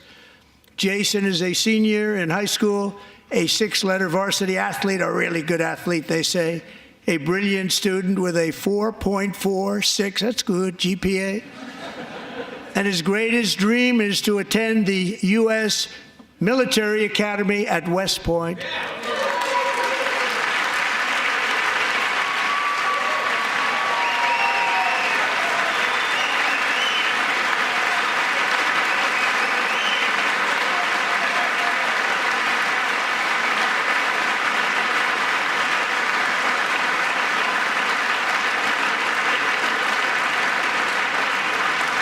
And Jason, that's a very big deal getting in. That's a hard one to get into. But I'm pleased to inform you that your application has been accepted. You will soon be joining the Corps of Cadets.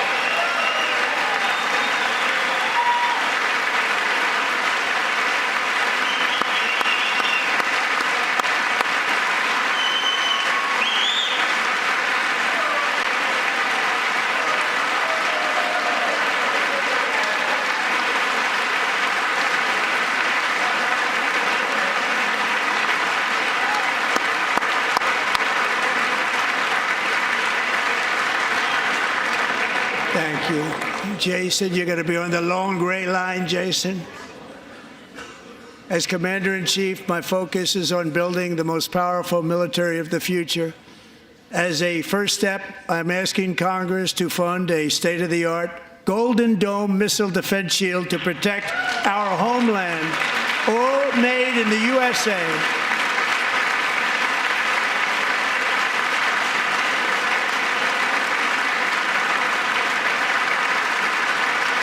Ronald Reagan wanted to do it long ago, but the technology just wasn't there, not even close. But now we have the technology. It's incredible, actually.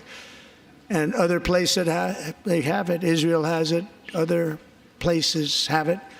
And the United States should have it too, right, Tim, right? They should have it too. So I want to thank you. But it's a very, very important. This is a very dangerous world. We should have it. We want to be protected, and we're going to protect our citizens like never before. To boost our defense industrial base, we are also going to resurrect the American shipbuilding industry, including commercial shipbuilding and military shipbuilding.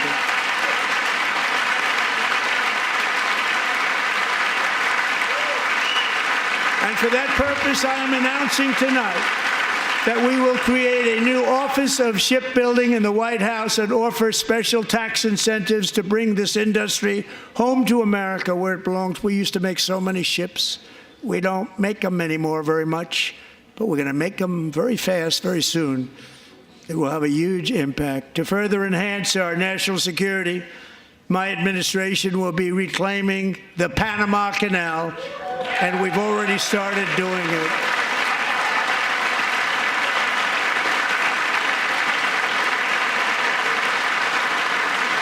Just today, a large American company announced they are buying both ports around the Panama Canal and lots of other things having to do with the Panama Canal and a couple of other canals. The Panama Canal was built by Americans for Americans, not for others, but others could use it. But it was built at tremendous cost of American blood and treasure. 38,000 workers died building the Panama Canal. They died of malaria. They died of snake bites and mosquitoes. Not a nice place to work. They paid them very highly to go there, knowing there was a 25% chance that they would die. The most expensive project also that was ever built in our country's history, if you bring it up to modern day costs. It was given away by the Carter administration for $1, but that agreement has been violated very severely. We didn't give it to China. We gave it to Panama, and we're taking it back.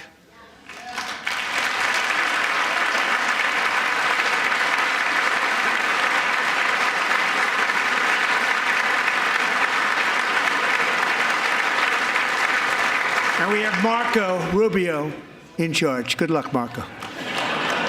Now, we know who to blame if anything goes wrong. Marco's been amazing, and he's going to do a great job. Think of it. He got 100 votes. You know, he was approved with actually 99, but the 100th was this gentleman, and I feel very certain. So let's assume he got 100 votes. And I'm either very, very happy about that or I'm very concerned about it. But he's already proven. I mean, he's a great gentleman. He's respected by everybody, and we appreciate you voting for Marco. He's going to do a fantastic job. Thank you. Thank you. He's doing a great job. Great job. And I also have a message tonight for the incredible people of Greenland. We strongly support your right to determine your own future. And if you choose, we welcome you into the United States of America. We need Greenland for national security and even international security, and we're working with everybody involved to try and get it. But we need it really for international world security, and I think we're going to get it. One way or the other, we're going to get it. We will keep you safe. We will make you rich, and together we will take Greenland to heights like you have never thought possible before.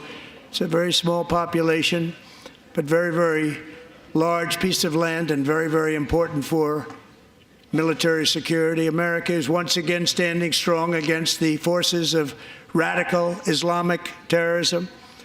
3.5 years ago, ISIS terrorists killed 13 American service members and countless others in the Abbey Gate bombing during the disastrous and incompetent withdrawal from Afghanistan. Not that they were withdrawing, it was the way they withdrew. Perhaps the most embarrassing moment in the history of our country. Tonight, I am pleased to announce that we have just apprehended the top terrorist responsible for that atrocity, and he is right now on his way here to face the swift sword of American justice.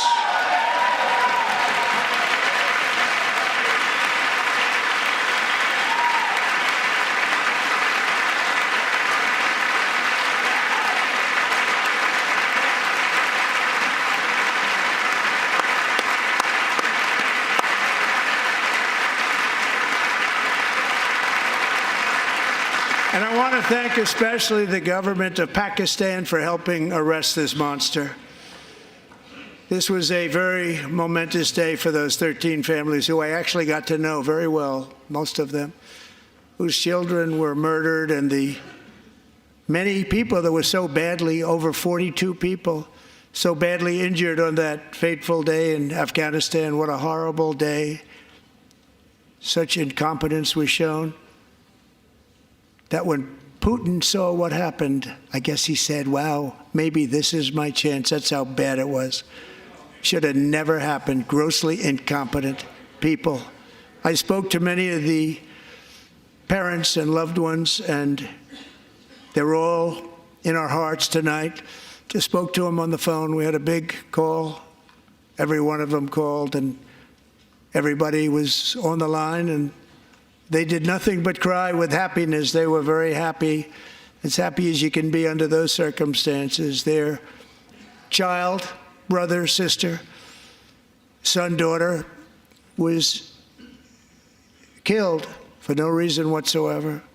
In the Middle East, we're bringing back our hostages from Gaza. In my first term, we achieved one of the most groundbreaking peace agreements in generations, the Abraham Accords.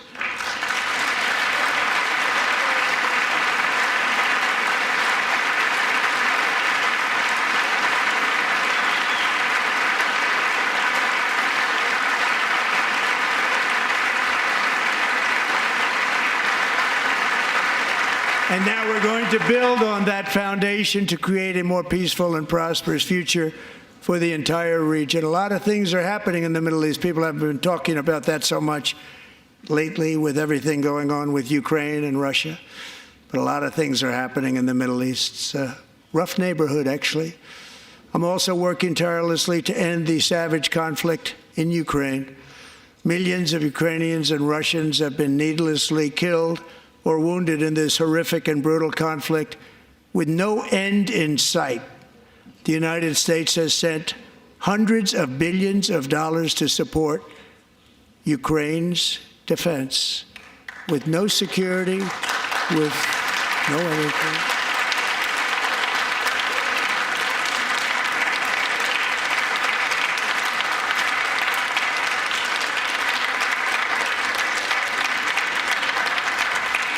Do you want to keep it going for another 5 years? Yeah, you would say Pocahontas says yes.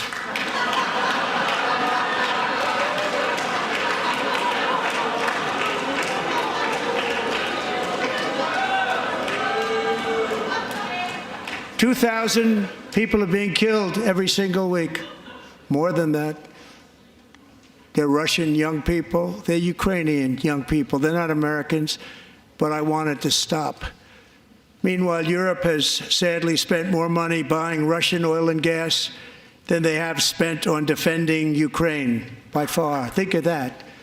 They've spent more buying Russian oil and gas than they have defending. And we've spent perhaps $350 billion, like taking candy from a baby. That's what happened. And they've spent $100 billion. What a difference that is. And we have an ocean separating us, and they don't. But we're getting along very well with them, and lots of good things are happening. Biden has authorized more money in this fight than Europe has spent by billions and billions of dollars. It's hard to believe that they wouldn't have stopped it and said at some point, come on, let's equalize. You got to be equal to us. But that didn't happen. Earlier today, I received an important letter from President Zelensky of Ukraine. The letter reads, Ukraine is ready to come to the negotiating table as soon as possible to bring lasting peace closer. Nobody wants peace more than the Ukrainians, he said. My team and I stand ready to work under President Trump's strong leadership to get a peace that lasts. We do really value how much America has done to help Ukraine maintain its sovereignty and independence. Regarding the agreement on minerals and security, Ukraine is ready to sign it at any time that is convenient for you. I appreciate that he sent this letter, just got it a little while ago. Simultaneously, we've had serious discussions with Russia and have received strong signals that they are ready for peace. Wouldn't that be beautiful? Wouldn't that be beautiful?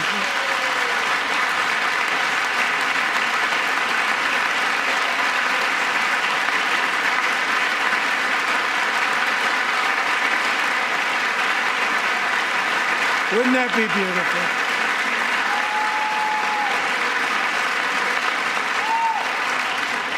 It's time to stop this madness. It's time to halt the killing. It's time to end this senseless war. If you want to end wars, you have to talk to both sides.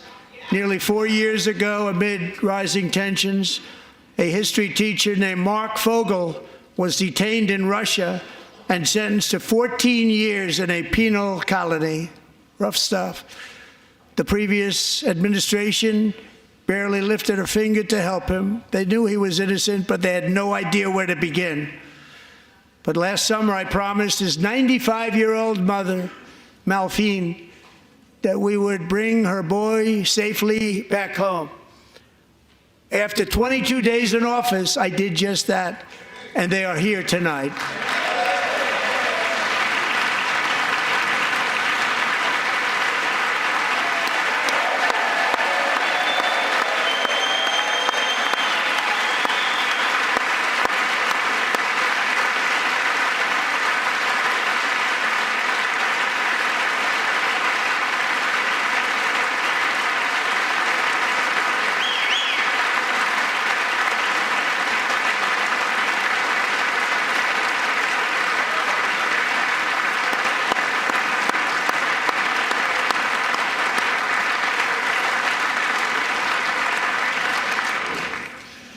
To Mark and his great mom, we are delighted to have you safe and sound and with us. As fate would have it, Mark Fogel was born in a small rural town in Butler, Pennsylvania. Have you heard of it? Where his mother has lived for the past 78 years. I just happened to go there last July 13th for a rally. That was not pleasant. And that is where I met his beautiful mom right before I walked onto that stage. And I told her I would not forget what she said about her son. And I never did I? Never forgot. Less than 10 minutes later, at that same rally, gunfire rang out, and a sick and deranged assassin unloaded 8 bullets from his sniper's perch into a crowd of many thousands of people. My life was saved by a fraction of an inch, but some were not so lucky. Corey Comparator was a firefighter, a veteran, a Christian, a husband, a devoted father, and above all, a protector.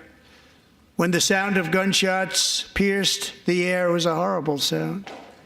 Corey knew instantly what it was and what to do. He threw himself on top of his wife and daughters and shielded them from the bullets with his own body. Corey was hit really hard. You know the story from there. He sacrificed his life to save theirs. 2 others, very fine people, were also seriously hit. But thankfully, with the help of 2 great country doctors, we thought they were gone and they were saved. So those doctors had great talent. We're joined by Corey's wife, Helen, who was his high school sweetheart, and their 2 beloved daughters, Allison and Kaylee. Thank you.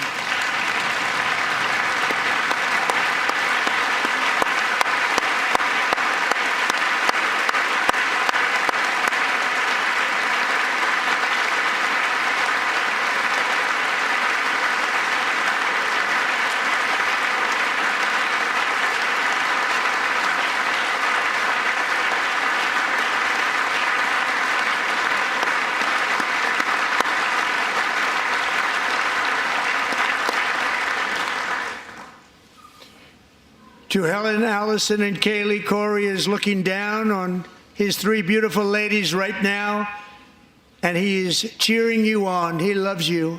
He is cheering you on.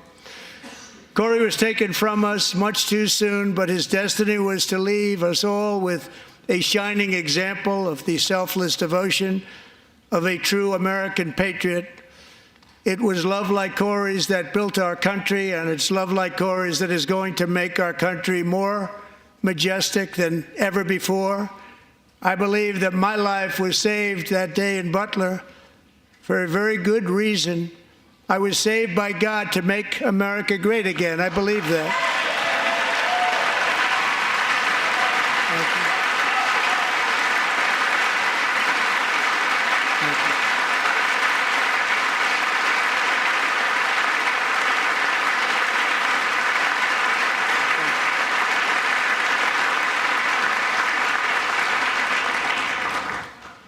Thank you very much. From the patriots of Lexington and Concord to the heroes of Gettysburg and Normandy, from the warriors who crossed the Delaware to the trailblazers who climbed the Rockies, and from the legends who soared at Kitty Hawk to the astronauts who touched the moon, Americans have always been the people who defied all odds, transcended all dangers, made the most extraordinary sacrifices, and did whatever it took to defend our children, our country, and our freedom. And as we have seen in this chamber tonight, that same strength, faith, love, and spirit is still alive and thriving in the hearts of the American people.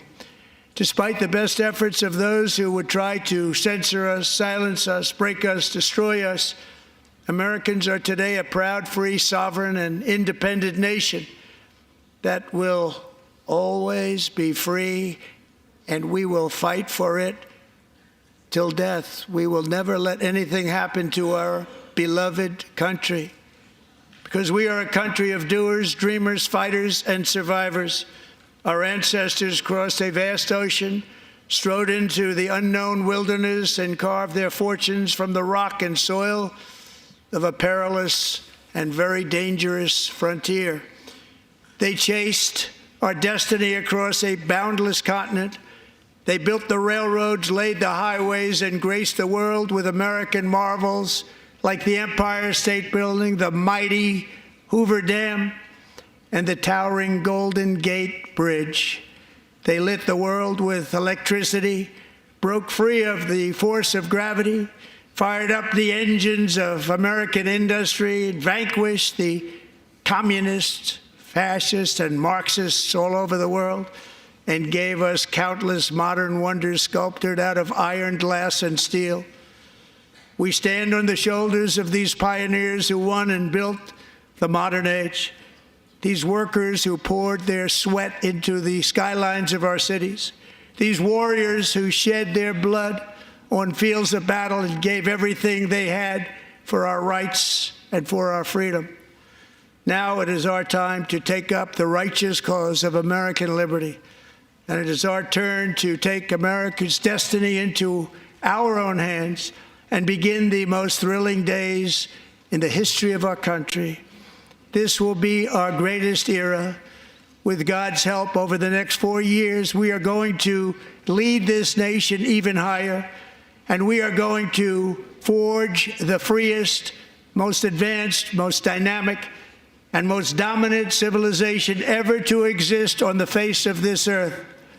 We are going to create the highest quality of life, build the safest and wealthiest and healthiest and most vital communities anywhere in the world.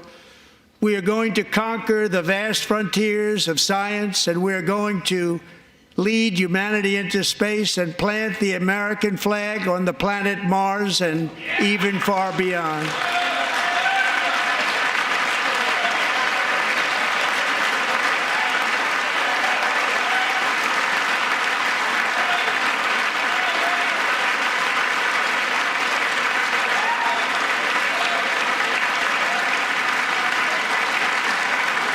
And through it all, we are going to rediscover the unstoppable power of the American spirit.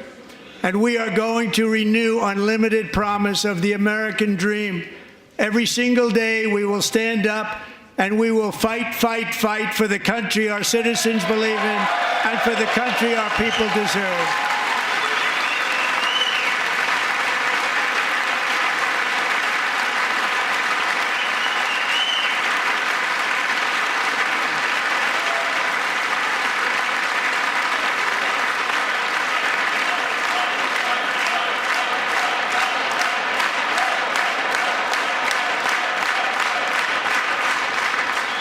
My fellow Americans, get ready for an incredible future, because the golden age of America has only just begun.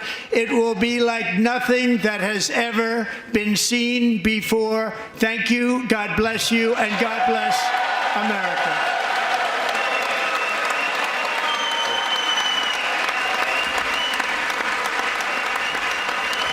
Yes?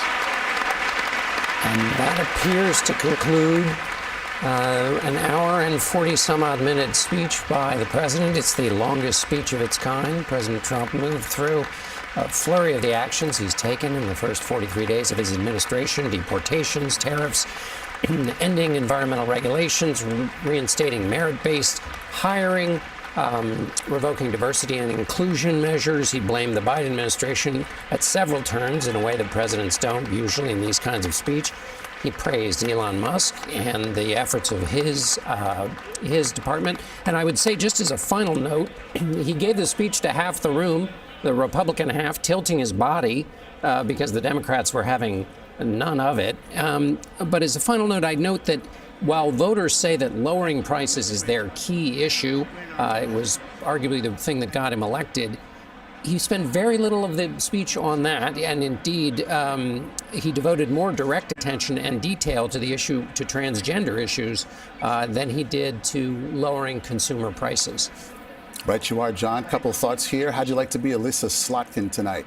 The Michigan senator is set to give the Democratic response. She's been waiting, I'm going to guess, impatiently, because she's going to go next, and it's going to be late and fewer people will see it. The divide in American politics on full display. 3 minutes after he declared that America is back, Democrats started booing and yelling, and that's when Congressman Al Green, Democrat of Texas, was then singled out as being too loud and out of order and unruly, and so the speaker ordered him removed. Just an unbelievable moment. I mean, you remember when Obama was speaking back in 2008, and back then the congressman from South Carolina, Joe Wilson yelled out, "You lie," and we were all shocked by that. Tonight, Trump kept going, didn't miss a beat, and continued to list his laundry list of accomplishments. And as you say, John, he didn't say that much about the economy. You're going to have to wonder if that was a missed opportunity. Face the Nation moderator Margaret Brennan is here. Margaret. Well, John and Maurice, this really felt like a campaign rally speech, more slogan than substantive policy, even down to referring to Joe Biden as the worst president in history. You were very diplomatic, John, when you said words that you don't often hear in these chambers like that. These were very